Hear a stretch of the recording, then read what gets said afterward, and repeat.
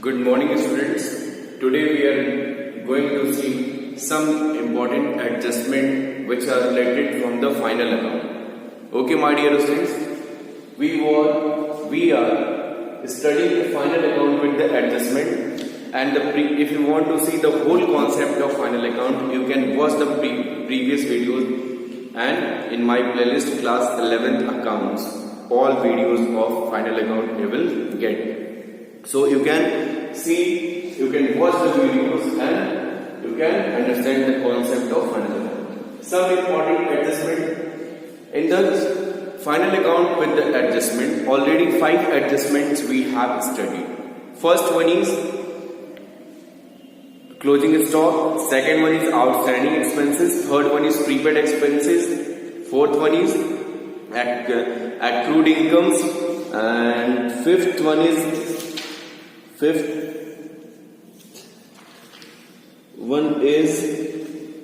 depreciation. Okay. So some new adjustments we will see in this lecture. First one is adjustment number 6, unearned income. Unearned income. It's clear by its name. Okay. Unearned incomes means which are not earned but received, which are received but not earned. Earned income are those type of income which are received but not earned. मतलब जो कमाई हुई नहीं है लेकिन हमको क्या हुआ, रिसीव हो गया, तो मेरे लिए क्या है वो, मेरे लिए क्या होगी वो, it's a type of liability. Okay, तो what we will do in the What will do the treatment under final account? हम final account में इसका treatment क्या करेंगे?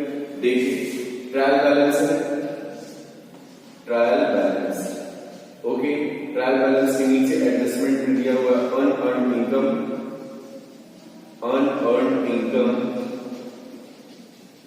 of ₹1,000. Okay, what we will do? So in PL account, trading and PL account, treatment in trading and PL account and balance sheet. Okay, my dear students, treatment in trading and PL account and balance sheet. What treatment we will do of unearned income? Okay, means if the unearned income is given in the adjustment, so we will deduct in the credit side of PL account from the concerned expenses, और जैसे मान लीजिए rent है, rent received, तो क्या हुआ, rent received, advance rent मिल गई, मतलब मेरी रेंट कमाई नहीं, तो क्या हुआ, आप देखेंगे क्या करेंगे, जो रेंट रिसीव्ड है, rent received, suppose trial balance में दे रखा है rent received 2,000. Okay, so rent received 2,000. We will deduct unearned rent. Unearned rent 1,000. So 1,000 will come outside, and this 1,000 will go in the current liabilities. Unearned income 1,000. So this will be the treatment of the unearned income in the final account. जैसे कि adjustment में if it is given as an unearned rent ₹1,000, then what we will show in treatment trading PL account, under trading PL account, rent received minus unearned rent 2,000 minus 1,000. Under balance sheet, under as liabilities and assets, तो ये कहाँ जाएगा, liability होगा मेरे लिए, current liability में क्या करेंगे, इसको 1,000 रुपए में दिखा देंगे, तो ये इसका ट्रीटमेंट फाइनल अकाउंट में किया जाएगा. ओके, चलिए नेक्स्ट एडजस्टमेंट की बात करते हैं. Adjustment number 7, after unearned income we will see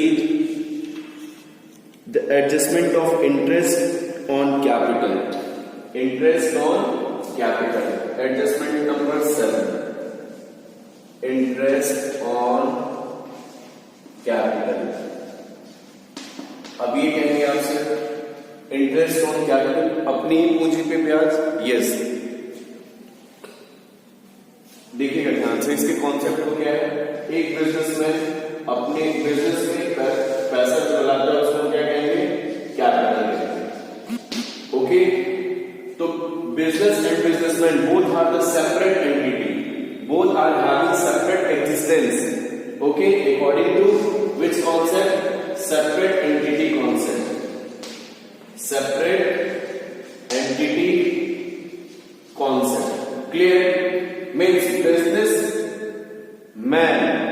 businessman and the business. Okay, so business will pay the interest on this amount. क्या करेगा, बिजनेस पे करेगा, किस पे, इंटरेस्ट पे करेगा, इस पे, कैपिटल पे। ओके, आइए देखते हैं क्या है। एक the interest on trial balance के नीचे दिया है एडजस्टमेंट में क्या, interest on capital ₹5,000, interest on capital ₹5,000। Treatment in final account क्या है, बिजनेस के लिए एक एक्सपेंसेस है। इंटरेस्ट ऑन कैपिटल क्या है, बिजनेस के लिए एक एक्सपेंसेस है। Interest on capital is the expenses for the business concern. Okay, so it will debit in trading and PL account. Trading and PL account क्या होगा, पीएल अकाउंट में क्या हो जाएगा, डेबिट हो जाएगा टू इंटरेस्ट ऑन लोन, दिखा दिया जाएगा to interest on loan. Okay, we will show on the first hand we will show to interest on loan, and on the other hand in the balance sheet क्या करेंगे, capital में जाके वो add हो जाएगा। बिजनेस का capital क्या होगा, इंक्रीज होगा ना, तो बिजनेस की मैन के कैपिटल के लिए वो पार्ट इनकम, तो उसमें जाके ऐड कर देंगे। तो कैपिटल दिखाएंगे ना, कैपिटल बैलेंस शीट में plus interest on capital, interest on capital की ऐड कर देंगे, जो भी अमाउंट होगा यहां पे ऐड करके फिर हम बाहर करेंगे। तो ये ट्रीटमेंट ऑफ फाइनल अकाउंट होगा इंटरेस्ट ऑन कैपिटल का। इंटरेस्ट ऑन कैपिटल अगर ट्रायल बैलेंस में एडजस्टमेंट, ट्रायल बैलेंस के नीचे एडजस्टमेंट में दे रखा है 5,000, तो under trading PL account to interest on loan 5,000। Okay, we will show under PL account. Okay, and in the after PL account, after showing PL account, then we will prepare balance sheet, and under balance sheet in capital we will add the amount of interest on capital। ठीक है ना, हम add कर देंगे। Okay, ये तो था adjustment number 7, interest on capital. Next interest on loan, next interest on loan, interest on loan. Okay my dear friends, loan interest pay, loan pay interest क्या है, बिजनेस के लिए एक एक्सपेंसेस है। ठीक है, एज इट इज जो हम यहां लिखा है, देखिए ट्रायल बैलेंस में क्या है, जैसे मान लीजिए लोन दे रखा है, लोन 10 लाख, ठीक है ना, इंटरेस्ट दे रखा है कितना, 1 lakh, interest on loan ₹1 lakh. Clear ना, ये एडजस्टमेंट में दे रखा है। अब हम क्या दिखाएंगे, कैसे ट्रीटमेंट क्या होगा, ट्रीटमेंट इन फाइनल अकाउंट सी है, trading and PL account. Under trading PL account में क्या दिखाएंगे, to interest on loan, to interest on loan, यहां दिखा देंगे 1 लाख। ओके, और मेरी करंट लायबिलिटी फिर बैलेंस शीट में चली जाएगी, बैलेंस शीट बनाएंगे, फिर liability side to interest on loan, ये आउटस्टैंडिंग हो जाएगा, outstanding interest on loan. Okay, जो भी अमाउंट होगा हम यहां पे लिख देंगे। ओके, क्लियर हुआ, कोई दिक्कत? ओके, नेक्स्ट अब हम पढ़ेंगे क्या, कुछ इंपॉर्टेंट एडजस्टमेंट, जो एडजस्टमेंट का सबसे मेन इंपॉर्टेंट एडजस्टमेंट है, वो चीज हम देखने जा रहे हैं। ओके, अब हम बात करते हैं interest on drawing. Interest on drawing, interest on loan देख चुके, इंटरेस्ट ऑन कैपिटल देख चुके, interest on drawing, interest on drawing. Okay, under interest on drawing. अब देखिए ये जो बिजनेसमैन है, ठीक है ना, अपने बिजनेस से क्या लेता है? अगर गुड्स और कैश, क्या लेता है? गुड्स और कैश पर्सनल यूज के लिए। किसके लिए? पर्सनल यूज के लिए। तो उसको हम क्या कहते हैं? ड्राइंग कहते हैं। क्या कहते हैं? ड्राइंग कहते हैं। क्लियर ना? If the whatever goods or cash is withdrawn for the personal use by the owner of the concern, that is called drawing. अब ये जो बिजनेसमैन है ड्राइंग तो कर लिया, लेकिन ये जो पैसा है बिजनेस का पैसा है। ये जो पैसा है किसका पैसा है? बिजनेस का पैसा है। तो बिजनेसमैन ये कहता है कि भैया तुमने पैसा तो लगा दिया, ठीक है, अब हम उस पर क्या लेंगे? अगर तुम उस पर विड्रॉ करोगे तो ये मेरा पैसा हुआ और उस पर हम तुमसे इंटरेस्ट लेंगे, ठीक है ना? तो सपोज इन्होंने 10,000 रुपीज विड्रॉ किया और 10,000 पे इनको 10% के हिसाब से क्या देना पड़ा? क्या देना पड़ा? इंटरेस्ट देना पड़ा। तो 10,000 के रूप से 1,000 रुपए इनको इंटरेस्ट हुआ। तो ये इंटरेस्ट ऑन ड्रॉइंग कहाँ जाएगा? तो बिजनेस के लिए क्या हुआ? एक इनकम हुआ, क्योंकि ये ओनर इंटरेस्ट पे कर रहा है। तो ध्यान रखिएगा, ट्रेडिंग एंड पीएल अकाउंट में कहां दिखाया जाएगा? ट्रेडिंग एंड पीएल अकाउंट में। ट्रीटमेंट क्या होगा? ट्रीटमेंट बता रहे हैं आपको।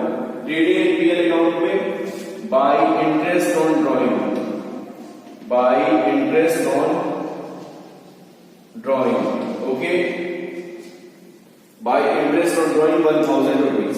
एंड बैलेंस शीट में अंडर बैलेंस शीट कैपिटल के लिए क्या हुआ? कैपिटल के अमाउंट को कम कर रहा है, तो कैपिटल में से हम क्या करेंगे? इसको घटा देंगे।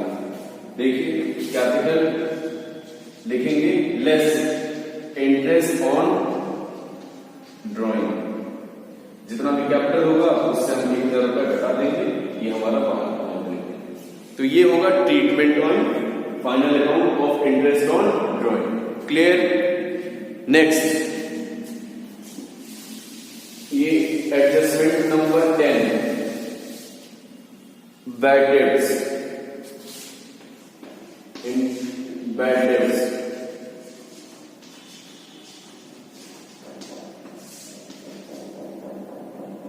bad debt means, in adjustment of bad debt means loss, ठीक है ना? कोई डेटर अगर पैसा नहीं देता है टाइम पे तो उसको हम क्या कहते हैं? वो हमारे लिए क्या हो जाता है? फिर वो डेब्ट बैड डेब्ट्स हो जाता है, मेरे लिए बैड हो जाता है, उसको हम क्या कहेंगे? बैड डेब्ट्स कहते हैं। Clear?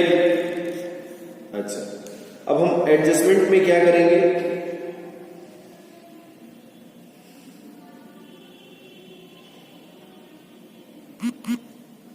What we will do under adjustment? Bad debts के लिए देख, जैसे बैड डेब्ट्स के कॉन्सेप्ट को समझना है तो मैंने क्लासिफिकेशन ऑफ डेटर जो पहला चैप्टर है बेसिक अकाउंटिंग टर्म्स, उसमें जाके मैंने वीडियो बना दी, आप जाके उसको देख सकते हैं। बैड डेब्ट्स, बैड डेब्ट्स में क्या है? देखिए बैड डेब्ट्स में ये है कि जैसे ट्रायल बैलेंस है, ठीक है ना, डेटर दे रखा है कितना? Debtor is given 1 lakh, okay, debtor is given for rupees 1 lakh, okay, नीचे दे रखा है बैड डेब्ट्स एडजस्टमेंट ऑफ 10,000, ये दे रखा है। क्या करेंगे? एडजस्टमेंट। क्या करेंगे? ट्रीटमेंट। अब देखिए हम ट्रीटमेंट क्या करेंगे? Trading and PL account, PL account में जाएगा बैड डेब्ट्स। ये 10,000 रुपए मुझे नहीं मिले तो क्या हुआ? लॉस। कहां जाएगा? पीएल अकाउंट में, टू बैड डेब्ट्स। कितना? 10,000 चला गया। ये डेटर कहां जाता है? 10,1 lakh। तो बैलेंस शीट बनाएंगे। बैलेंस शीट में देखिए क्या करते हैं? Asset side, in the asset side debtor जाएगा 1 lakh and on this debtor क्या करेंगे? बैड एंड बैड डेब्ट्स कितना हो जाएगा? 10,000 घटा देंगे 90,000। कट जाएंगे, डिडक्ट हो जाएंगे and 90,000 we will show under the asset side under the head debtor. Clear? तो ट्रीटमेंट का बैड डेट्स होता है तो मींस ऐसे डेटर जो पैसा नहीं दे पाए वो क्या होता है, वो पैसा जो नहीं दे पाता वो मेरे लिए क्या हो जाता है, बैड डेट्स हो जाता है। तो डेट्स देखा आपने 10,000 हुआ, उसको हम कहां लिखेंगे, to bad debts 1 lakh PL account में, sorry 10,000 under PL account and under balance sheet debtor minus bad debts 1 lakh minus 10,000 the amount of rupees 90,000 we will show under the asset side of the balance sheet. Okay my dear students, next इसी से related कुछ provisions है, आगे देखते हैं क्या है। जैसे बैड डेट्स, ठीक है ना, तो इस बैड डेट्स के लिए हम क्या करते हैं, adjustment for provision for doubtful debts, admission for provision, adjustment for provision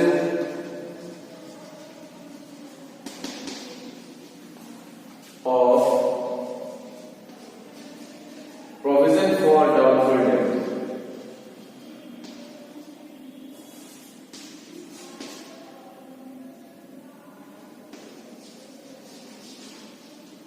doubtful debts,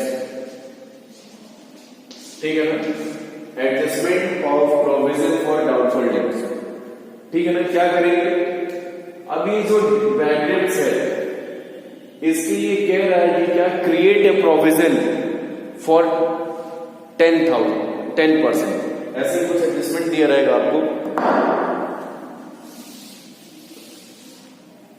क्या है देखिएगा ध्यान से, बैड डेट्स इसी में दिया है इनसाइड 10,000, ठीक है ना। फिर ओल्ड प्रोविजन कितना 1,000, ये करके ऐसे दिया जाएगा क्वेश्चन, एक स्टैंडर्ड क्वेश्चन में बैड डेट्स बता रहा हूं, क्या, adjustment of provision for doubtful debts, मतलब ऐसे डेटर, ऐसा डेट जिसके लिए हम क्या मेंटेन करते हैं, प्रोविजन मेंटेन करते हैं, ठीक है ना। जैसे कंजर्वेटिज्म कॉन्सेप्ट आपने पढ़ा होगा, तो उसमें हम क्या लिखते हैं कि whatever provisions we have maintained for the such type of debtor which are in doubt, which are doubtful. Getting you all? So what I am saying here, under trial balance the amount of debtor is given 1 lakh, bad debts 10,000 and old provision 1,000. ये कहानी क्या है, adjustment create a provision for doubtful debts, कितना 10% on debtor, ठीक है ना। क्या करेंगे देखते हैं, ट्रेडिंग पीएल अकाउंट, ये पीएल अकाउंट में जाएगा, ध्यान रखिएगा पीएल अकाउंट में क्या जाएगा, सबसे पहले ये बैड डेट्स जाएगा, bad debts, to bad debts, कितना 10,000 चला गया, टू बैड डेट्स 10,000, ओके। साथ साथ बैलेंस शीट भी हम ड्रॉ कर ले, बैलेंस शीट में क्या हुआ, क्या दिखाएंगे हम, सबसे पहले डेटर कितना हो गया, 1 lakh, okay. The amount of debtor is rupees 1 lakh. अच्छा, अब कह रहा है create a provision for doubtful debts 10%, तो इस 1 लाख का 10% कितना हुआ, यानी लेस कर देंगे हम इस डेटर में से, provision for D doubtful debts 10,000, कितना हो गया 90,000, ये मेरा अमाउंट बाहर चला गया, ओके। अच्छा, इस बैड डेट्स में हम ये प्रोविजन लेके ऐड कर देंगे, plus new provision for doubtful debts, new provision for doubtful debts 10,000, ये जो प्रोविजन है वो यहां पे लाके हम ऐड कर देंगे, less old provision is given 1,000, मतलब पहले पिछले साल का हमने प्रोविजन या पहले का प्रोविजन 1,000 रुपए करके रखा है, तो इस 1000 रुपए को क्या करेंगे हम हटा के रख देंगे इस टोटल एडजस्टमेंट में से। तो देखिए 10 कितना हो गया लेस ओल्ड प्रोविजन कितना हो गया 1000। ये बाहर कितना है 10 20 हो गया 20 माइनस 1 19 हो गया। इस 19,000 को हम क्या करेंगे बाहर के कॉलम में दिखा देंगे। क्लियर है? तो ये इसका ट्रीटमेंट होगा अगर दिया रहेगा मेंटेन और create provision for doubtful debts. तो आप इसकी मीनिंग समझ लो कि ऐसे डेट्स जिनके लिए हमको क्या है जो डाउटफुल है उनके लिए हमको प्रोविजन मेंटेन करके चलना पड़ता है। ठीक है ना? तो प्रोविजन जब हम मेंटेन करेंगे तो डेटर में से मेंटेन करेंगे। ओके, तो डेटर में से मेंटेन करेंगे तो फिर क्या होगा इस 1 लाख में से हम देखना आपने 1 लाख में से हमने प्रोविजन मेंटेन किया 10,000। फिर ये अमाउंट हम ले जाएंगे प्रोविजन ब्रैकेट्स में ऐड करके माइनस ओल्ड प्रोविजन करेंगे फिर फाइनल अमाउंट हमें आएगा। ये वे ऑफ वर्किंग है, आप इसी तरीके से इस चीज को फॉलो करेंगे। अच्छा, इसी में आगे सपोज इसी में ये चीज और आ गई क्या कि further bad debts point number 2 further bad debts ₹10,000 मतलब फर्दर बैड डेट्स एक और नया बैड डेट्स हो गया। तो ये फर्दर बैड डेट्स इसी में आगे ऐड हो जाएगा कितना 2 bad debts plus FBD 2 bad debts plus FBD further bad debts इसको ऐड कर देंगे 10,000 माइनस 1,000। ओके, तो इस तरीके से वर्किंग है प्रोविजन फॉर डाउटफुल डेट्स की। बहुत इंपॉर्टेंट वर्किंग है, इसको आप अच्छे से देख के समझ लेंगे, नहीं समझ में आएगा पूछेंगे। Okay, next adjustment provision for discount on debtor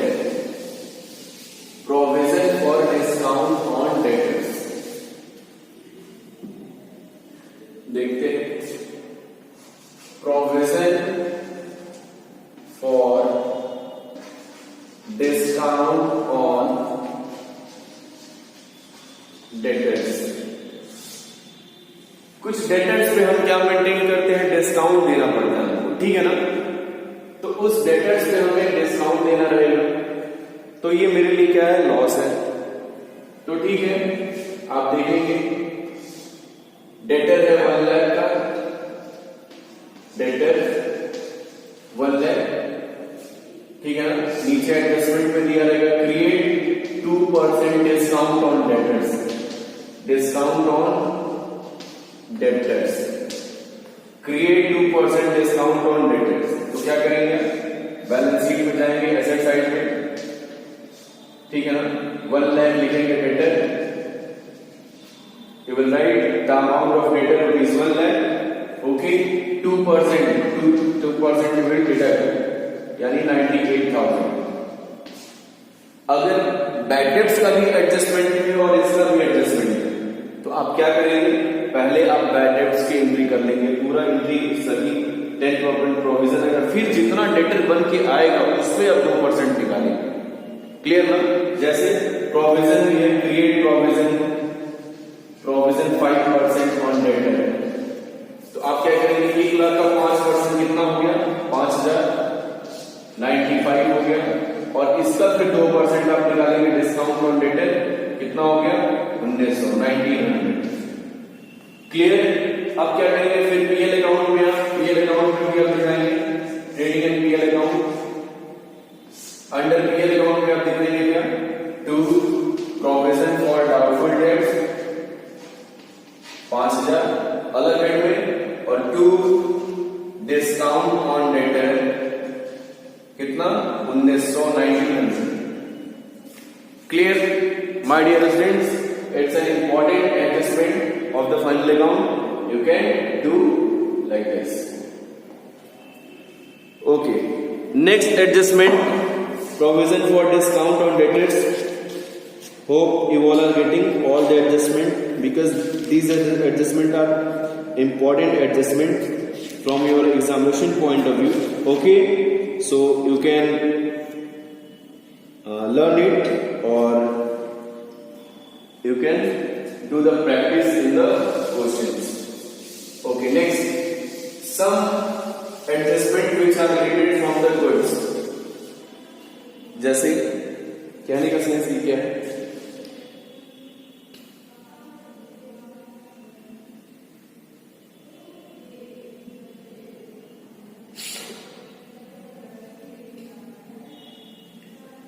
loss of goods,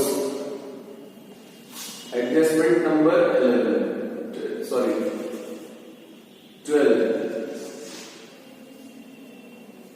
adjustment of loss of abnormal loss, direct abnormal loss. Okay, loss, there are two types of loss. First one is normal loss and second one is abnormal loss.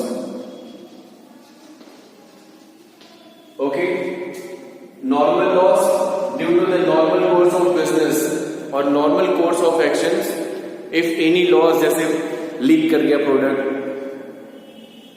Break हो गया, ठीक है ना, ये सब क्या है, normal, चूहा काट दिया, ठीक है ना, ड्यू टू दैट या फिर चीटियां लग गई, तो सिर्फ दुकान में बहुत सारे ऐसे सामान क्या है, ऐसे नॉर्मल वे में क्या होते हैं, लॉस हो जाते हैं, उसको हम नॉर्मल लॉस कहते हैं। इसको हम क्या करते हैं, इसकी कंसीडर नहीं करते, इसको कंसीडर नहीं करते। लेकिन एबनॉर्मल लॉस में क्या है, हम कंसीडर करते हैं। एबनॉर्मल लॉस का मतलब क्या है, which abnormal loss is that type of loss which done by the abnormal condition. मतलब कुछ एबनॉर्मल कंडीशन हो, जैसे एक्सीडेंट हो गया, माल आ रहा है जयपुर से, रास्ते में एक्सीडेंट हो गया, सारा गुड्स क्या हो गया, बर्बाद हो गया।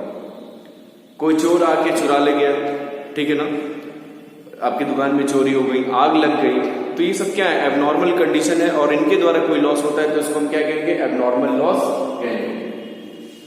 अच्छा, क्या करेंगे अगर गुड्स लॉस होता है, goods loss of rupees 1 lakh due to fire,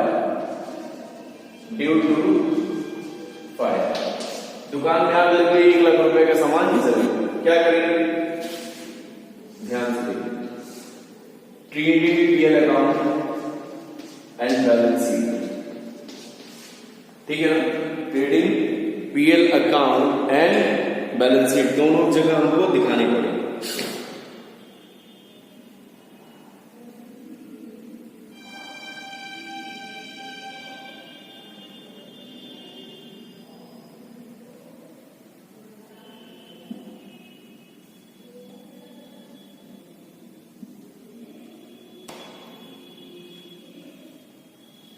तो क्या करेंगे हम, लॉस होगा तो हम, अगर गुड्स का लॉस होगा, ध्यान रखिएगा, लॉस दो तरीके, दो चीजों का हो सकता है, एक तो स्टॉक करंट एसेट्स और दूसरा फिक्स एसेट्स, ठीक है ना। तो जब करंट एसेट्स का लॉस होगा तो क्या करेंगे, स्टॉक मतलब स्टॉक का लॉस होगा तो क्या करेंगे, हम उस लॉस को परचेज में से घटा देंगे, ठीक, after deducting from the purchases in trading account, ठीक है ना, जो लॉस होगा उसको हम क्या करेंगे, पीएल अकाउंट में डाल देंगे। बात समझ में आ गई। अगर हमारा सामान चल के गुड्स चलता है तो हम क्या करेंगे, ट्रेडिंग अकाउंट में टू परचेजेस दिखाते हैं, तो परचेजेस को मतलब क्या होता है, स्टॉक है, उसमें से हम वो लॉस को घटा देंगे और पीएल अकाउंट में इस लॉस को हम फिर जितना लॉस होगा उसको हम दिखा देंगे। ये तो था फॉर द स्टॉक। लेकिन जब फिक्स एसेट्स जलेगा, फिक्स एसेट्स जल गया तो क्या होगा, अब देखिए पीएल अकाउंट में इस लॉस को दिखाएंगे, to loss by fire PL account में दिखाएंगे, और फिर क्या करेंगे, बैलेंस शीट में जो एसेट जला होगा उसकी वैल्यू में से क्या करेंगे, डिडक्ट कर देंगे लॉस बाय फायर, या पूरा एसेट जल गया तो पूरे एसेट्स की वैल्यू 0 हो जाएगी, ओके ना। तो लॉस बाय फायर डिडक्ट कर देंगे और फिर उसकी वैल्यू हम यहां ले लेंगे, क्लियर ना। ये दो तरीका हो गया, दोनों तरीके समझ में आ गए, ओके। Next,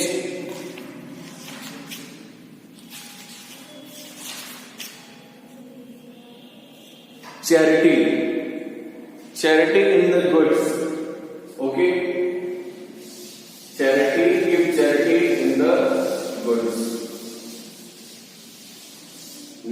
adjustment charity.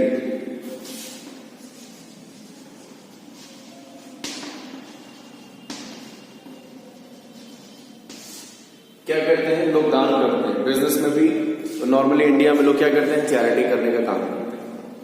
तो चैरिटी गिवन इन गुड्स, जिस चीज का बिजनेस कर रहे हो, चलो ठीक है भाई, भरा पड़ा थोड़ा सा दे दिया, लो भाई 1 किलो चावल कम मिलेगा, तो ऐसे करके हम चैरिटी क्या कर दिए? चैरिटी कर दी। तो ट्रायल बैलेंस के नीचे दिया गया है give 500 rupees as a charity. Adjustment में दिया गया गिव या चैरिटी गिवन ₹500। ठीक है ना? क्या करेंगे? 500 गुड्स दे दिया, 500 का गुड्स दे दिया। Okay, so under trading account, trading PL account, we will show what? क्या करेंगे? 2 परचेजेस है less charity, goods given in charity लिखेंगे, गुड्स गिवन इन चैरिटी 500 रुपए डिडक्ट करके फिर हम बाहर अमाउंट लेंगे। Clear? And on the other hand,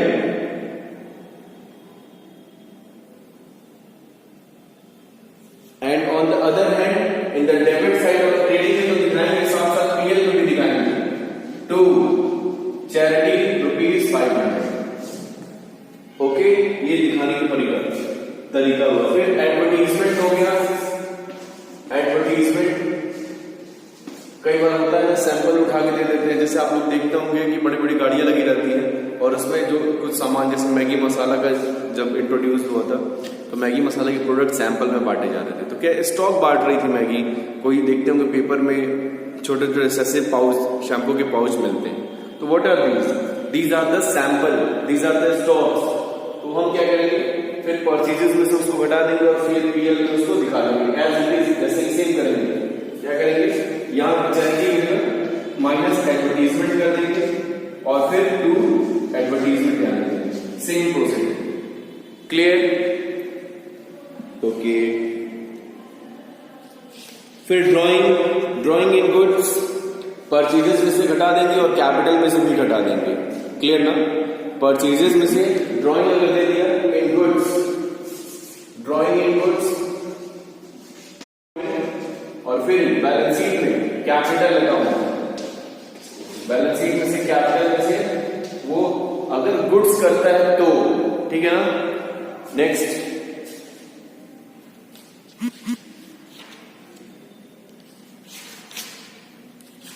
drawing. Clear? Deferred revenue expenditure, deferred revenue expenditure क्या होता है? Deferred revenue expenditure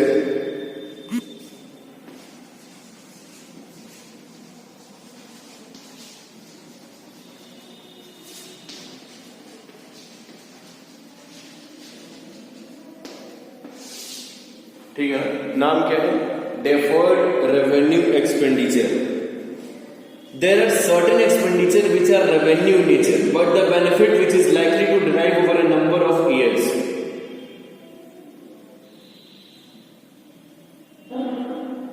Okay, my dear friends, जैसे कहने का मतलब है कि कुछ ऐसे एक्सपेंसेस होते हैं जो हैवी अमाउंट में होते हैं, जो रेवेन्यू नेचर के होते हैं। जैसे मान लीजिए कंपनियां एडवर्टीजमेंट पे बहुत खर्चा करती है। कंपनी एडवर्टीजमेंट पे प्लान बनाई कि मुझे 10 लाख रुपए 5 सालों में खर्च करने हैं एडवर्टीजमेंट में, इन 5 years। तो ये जो एक्सपेंसेस है स्थगित आय व्यय और डेफर्ड रेवेन्यू एक्सपेंडिचर, क्या होगा? ये तो है पहले बजट बन गया कि एसेट साइड में पैसा ट्रांसफर हो जाएगा। डेफर्ड रेवेन्यू एक्सपेंडिचर कितना? 10 लाख। ये आपको ट्रायल बैलेंस में मिलेगा ऐसे, ठीक है ना? डेबिट साइड में, सॉरी, ट्रायल बैलेंस में मिलेगा डेफर्ड रेवेन्यू एक्सपेंडिचर कितना? 10 लाख। आपको दिखाना क्या है? फिर कंपनी लास्ट एडजस्टमेंट देगा क्या? Advertisement expenses for the current year या deferred revenue expenditure for the current year, deferred revenue expenditure for the current year is ₹2 lakh, 2 lakh, ऐसे ही करके आपको एडजस्टमेंट मिले। तो आप पोस्टिंग क्या करोगे? तो ट्रेडिंग पीएल बनाएंगे देखिए, और फिर नीचे बैलेंस शीट बनाएंगे। तो बैलेंस शीट में एसेट साइड में जा रहा है deferred revenue expenditure 10 lakh, current year के एक्सपेंसेस कितना है 2 लाख, 2 लाख क्या करेंगे यहां से घटा देंगे, बचेगा 8 लाख यहाँ पे एसेट साइड में, और ये 2 लाख कहां चला जाएगा टू पीएल अकाउंट में, डेफर्ड रेवेन्यू एक्सपेंडिचर कितना 2 लाख, ठीक है ना।